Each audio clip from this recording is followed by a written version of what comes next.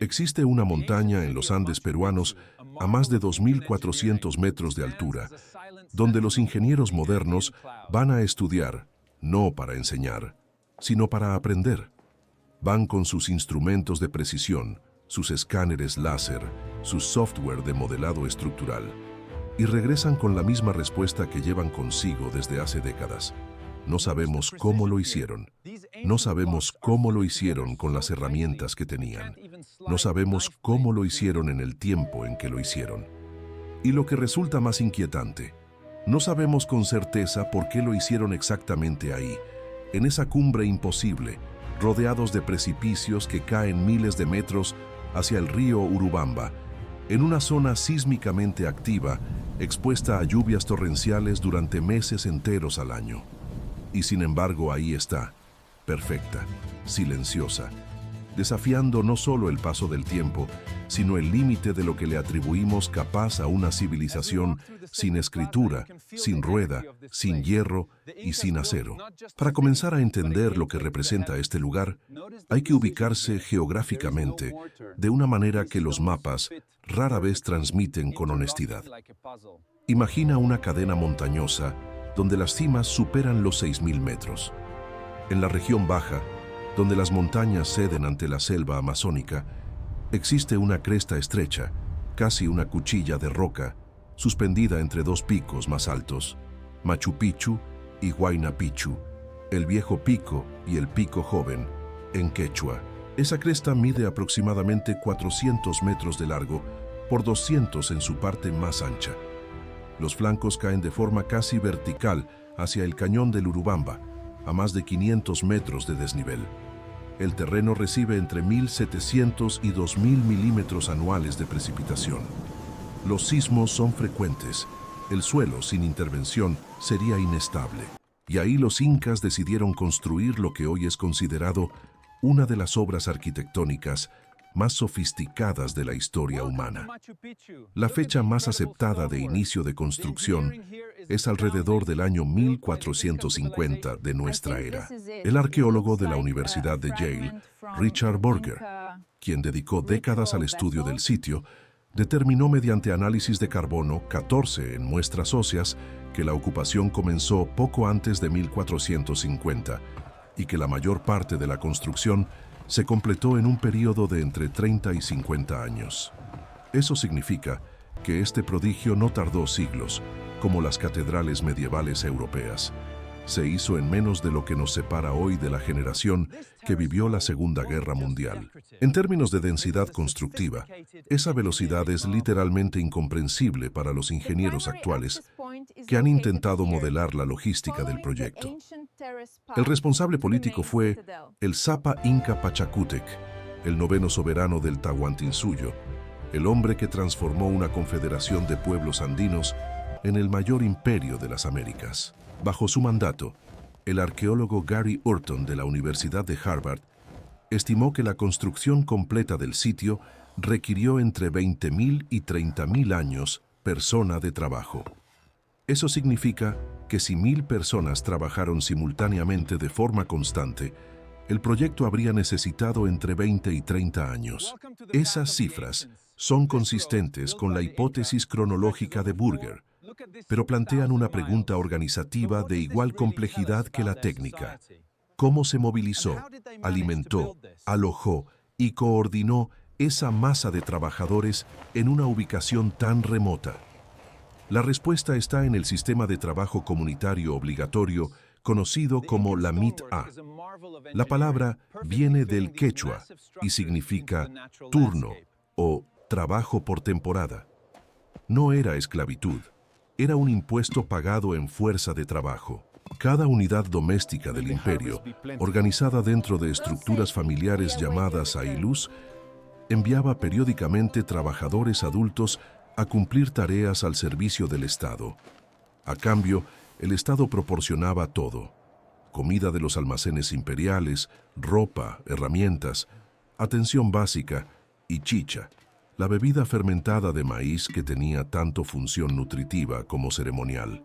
Los trabajadores especializados, llamados mitmacunas, eran artesanos de piedra, agricultores expertos y carpinteros trasladados desde diferentes regiones del imperio. La evidencia arqueológica de variaciones en el aparejo de diferentes sectores del sitio, documentada por el investigador peruano Alfredo Valencia Segarra, sugiere que distintos grupos, con distintas tradiciones técnicas, trabajaron en distintas áreas bajo coordinación central. El problema empieza con las rocas. El granito que conforma las estructuras principales no se trajo de ningún lugar lejano. La mayor parte fue extraída directamente del afloramiento rocoso de la cresta. Todavía hoy pueden verse en el sector noreste del sitio las canteras originales, con piedras parcialmente cortadas, ranuras y percusiones a medio terminar, como si alguien hubiera abandonado el trabajo a la mitad, lo que de hecho fue así. Cuando Machu Picchu fue abandonada, había obras en curso. Esas piedras congeladas a mitad de su elaboración son, paradójicamente, uno de los documentos más elocuentes sobre la técnica constructiva inca. El método de extracción combinaba percusión y explotación de fracturas naturales. Los masones golpeaban la piedra con herramientas de bronce y con guijarros de roca más dura, creando canales alrededor del bloque deseado. Luego insertaban cuñas de madera en las ranuras y las mojaban. La madera se expande al absorber agua, y esa presión interna puede fracturar el granito a lo largo de planos de clivaje naturales. El proceso requería paciencia extrema y un conocimiento profundo de la mineralogía local que los especialistas describen como casi intuitivo. No había instrumentos para medir tensiones internas. El maestro cantero sabía exactamente dónde golpear por experiencia acumulada generación tras generación. Pero extraer la roca era solo el primer problema. Las piedras de los edificios principales no son simples bloques rectangulares. Son polígonos irregulares, algunos con 12 o más caras anguladas con precisión que encajan entre sí, formando lo que los especialistas llaman mampostería poligonal. Cada piedra es única, tallada específicamente para el lugar exacto donde fue colocada, y encajan con una tolerancia que los análisis modernos han medido en fracciones de milímetro. El ingeniero Nicolás Estrada Mejía, de la Universidad Los Andes del Perú, que ha realizado estudios estructurales de las paredes del sitio, ha señalado que al introducir una hoja de papel entre los bloques mejor aparejados, simplemente no entra. Cero mortero, cero espacio, solo piedra contra piedra en geometrías complejas, perfectamente ejecutadas. ¿Cómo es posible lograrlo sin instrumentos de precisión modernos? La respuesta más aceptada implica un proceso que los arqueólogos llaman ajuste por abrasión repetida. Frotar las superficies de contacto con arena fina y agua en un proceso de desbaste iterativo que gradualmente elimina cualquier irregularidad hasta lograr el contacto perfecto. Es una técnica que funciona, ha sido replicada experimentalmente, pero que exige una cantidad de tiempo y trabajo manual extraordinaria. Y luego está el transporte. Algunos bloques pesan más de 50 toneladas. No había rueda, no había animales de carga suficientemente grandes, no había poleas de metal. Los ingenieros modernos que han calculado las fuerzas necesarias para mover un bloque de 50 toneladas por una superficie inclinada, con tecnología exclusivamente orgánica, concluyen que es posible, pero que la coordinación requerida es comparable a la de una operación militar de gran escala. Las crónicas coloniales de Cieza de León y Garcilaso de la Vega describen haber visto a cientos de trabajadores moviendo una sola roca en sincronía, cantando en ritmo para coordinar los jalones. La evidencia arqueológica en el propio sitio muestra que los bloques más grandes conservan protuberancias llamadas orejetas en sus superficies. Esas protuberancias no tenían ningún propósito estructural en la pared terminada, solo servían para que las cuerdas pudieran agarrarse durante el transporte. Una vez colocada la piedra en su lugar definitivo, las orejetas eran eliminadas mediante desbaste y pulido. Algunos bloques que quedaron en las canteras inconclusas todavía tienen sus orejetas intactas, y esa observación fue clave para que los arqueólogos entendieran la secuencia del proceso constructivo. Pero la ingeniería visible es quizás menos impresionante que la invisible. Cuando Hiram Bingham llegó al sitio el 24 de julio de 1911, conducido por un niño campesino, cuya familia conocía perfectamente el lugar, porque el sitio nunca fue perdido para quienes vivían en sus cercanías. Lo que encontró era una ciudad cubierta de vegetación. Lo que no podía ver es que más del 60% de la obra de ingeniería está enterrada. El geólogo Kenneth Wright llevó a cabo un estudio exhaustivo de los sistemas hidráulicos del sitio y calculó que el 70% de la ingeniería total de Machu Picchu, medida en volumen de trabajo, corresponde a la infraestructura invisible de cimentación y drenaje. El 70%. Lo que el turista ve representa menos de un tercio del esfuerzo total de construcción.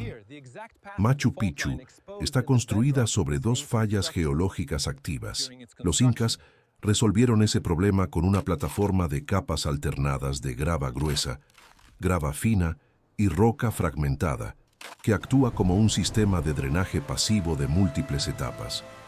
El agua de lluvia penetra la plataforma, corre hacia los canales internos y sale por los 129 drenajes documentados en el sitio hacia las laderas, sin saturar el subsuelo, sin crear presión hidrostática sobre las cimentaciones, sin generar las condiciones para deslizamientos. Gracias a ese sistema invisible, las mismas paredes que sobrevivieron los sismos andinos y 500 años de abandono en la selva nublada siguen en pie hoy. El problema del agua no terminaba con el drenaje. El sitio necesitaba agua potable constante, y en esa cresta no hay río. Los incas localizaron un manantial en la ladera norte, a 700 metros del núcleo urbano, y construyeron un canal que dirige el agua a través de una secuencia de 16 fuentes escalonadas que recorren el sector central de norte a sur. Wright midió el caudal del sistema y concluyó que la fuente principal recibía entre 300 y 400 litros por hora. El sistema funciona todavía hoy cuando hay precipitaciones suficientes. Y luego está la dimensión del diseño, que no tiene explicación puramente práctica. El Templo del Sol tiene sus ventanas posicionadas de manera que durante el amanecer del solsticio de junio, los rayos del sol entran exactamente por la ventana noreste y proyectan una línea de luz perfecta sobre una piedra plana en el suelo que funciona como altar. En el solsticio de diciembre, el sol sale exactamente por la ventana sureste. El astrónomo Anthony Aveni, de la Universidad Colgate, especialista en arqueoastronomía andina, ha documentado estas y otras alineaciones en múltiples estructuras del sitio y concluye que la orientación astronómica fue un criterio de diseño fundamental, no una coincidencia. El Intihuatana, la piedra esculpida en la cima del área ceremonial, tiene su plano superior exactamente horizontal, dentro de una tolerancia de menos de 1 grado, documentada por el arqueólogo Johann Reinhardt. En los equinoccios, el Sol proyecta su sombra directamente hacia el norte y luego directamente hacia el sur, sin ninguna desviación lateral apreciable. Para lograr eso, sin instrumentos de nivelación modernos, los constructores necesitaban métodos de medición angular de una precisión que los arqueólogos todavía debaten cómo lograban. Hay una anomalía en los datos del sitio que los investigadores han encontrado particularmente desconcertante. El inventario de restos óseos humanos encontrados en las excavaciones de Bingham y en los trabajos posteriores totalizan 173 individuos. Es un número extrañamente bajo para una ciudad que se estima habitó entre 300 y 1000 personas durante aproximadamente 90 años de ocupación. Los números no cuadran y hay una anomalía demográfica adicional. Aproximadamente el 75% de los esqueletos pertenecen a mujeres con evidencia osteológica de dieta de alta calidad y poca actividad de trabajo físico pesado. Esto es consistente con la hipótesis de que una parte importante de la población permanente eran las Sakyakuna, las mujeres escogidas que tejían textiles finos, producían chicha y participaban en las ceremonias del culto solar. Pero la proporción es tan alta que genera preguntas sobre la naturaleza del sitio que todavía no tienen respuesta. En 2024, después de 8 años sin investigación arqueológica sistemática, el Ministerio de Cultura del Perú autorizó una nueva fase centrada en el sector Treso. Al mismo tiempo, Equipos de la Universidad de Varsovia y de la Universidad de Ciencias y Tecnología de Wrocław han comenzado a revelar, mediante tecnología LIDAR, más de 12 estructuras no registradas previamente ocultas bajo la vegetación densa en el área circundante. Caminos, plataformas, posibles depósitos y complejos secundarios que sugieren que Machu Picchu era el nodo visible de un sistema mucho más extenso. Los investigadores han propuesto expandir el área de estudio a 100 kilómetros cuadrados para mapear completamente la red de estructuras que rodeaban la ciudad y que en gran medida permanecen ocultas bajo la vegetación. La pregunta del abandono es quizás la más inquietante. Machu Picchu fue desertada en algún momento alrededor de 1540, aproximadamente una generación después de que los españoles llegaran al continente. Los españoles nunca la encontraron, o si lo hicieron, no lo reportaron. La teoría más extendida propone que la muerte de Pachacútec y la caída del linaje al que el sitio pertenecía como propiedad real privada desvinculó la ciudad de su razón de existir. Sin el inca que la habitaba, sin la panaca que la mantenía, el sitio fue vaciándose hasta quedar desierto. Pero lo que resulta desconcertante es que la gente que lo abandonó no lo destruyó, no lo saqueó, no lo demolió para construir otra cosa. Sencillamente se fue, y la ciudad quedó congelada en el momento del abandono. Lo que hoy contemplamos cuando miramos Machu Picchu es algo más preciso y más perturbador que un misterio de tecnología extraterrestre o de civilización mítica. Es la evidencia de lo que el ser humano puede hacer cuando organiza su inteligencia colectiva hacia un propósito común, con una eficiencia que ningún sistema político posterior ha logrado sostener en la misma medida. Los constructores incas no escribieron sus métodos porque no necesitaban escribirlos, los enseñaban, y cuando el sistema que producía esos maestros fue desmantelado por la conquista española, esos conocimientos no desaparecieron de inmediato, se diluyeron, se fragmentaron, sobrevivieron en partes en algunas tradiciones constructivas andinas que persisten hasta hoy, pero el conjunto integrado que hizo posible Machu Picchu ya no existe como sistema funcional. Los ingenieros modernos que han intentado replicar las técnicas del sitio con herramientas equivalentes a las disponibles en el siglo XV reportan invariablemente la misma experiencia.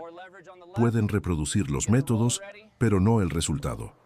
Pueden tallar piedra con bronce, pueden mover bloques con rampas y cuerdas, pueden construir paredes sin mortero que encajan razonablemente bien. Pero lograr la tolerancia de ajuste que se observa en el Templo del Sol requiere un nivel de maestría artesanal que tarda décadas en formarse y que se transmite de maestro a aprendiz a lo largo de generaciones. No es una tecnología que se pueda documentar en un manual. Es un conocimiento corporal, intuitivo, acumulado, que existe en los dedos y en la percepción de quien lo domina antes de poder existir en cualquier texto. La piedra que no tiene espacio para una hoja de papel en su junta no lleva ningún nombre. Está ahí porque alguien la talló con una precisión extraordinaria y la colocó con una destreza que no podemos reproducir. Y está ahí todavía porque debajo de ella hay un sistema invisible, hecho de grava y canales y cálculo hidráulico, que la sostiene desde hace 500 años. Ese alguien no dejó su nombre, dejó su obra. Y la pregunta que esa obra nos hace, cada vez que la contemplamos, es si nosotros, con todo lo que tenemos, seríamos capaces de lo mismo.